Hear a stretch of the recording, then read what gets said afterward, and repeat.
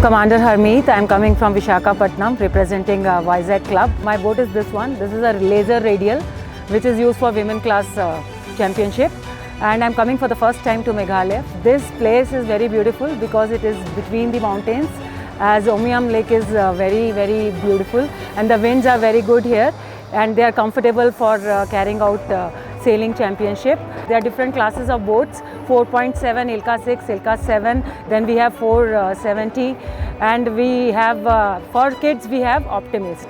So everyone is enjoying over here.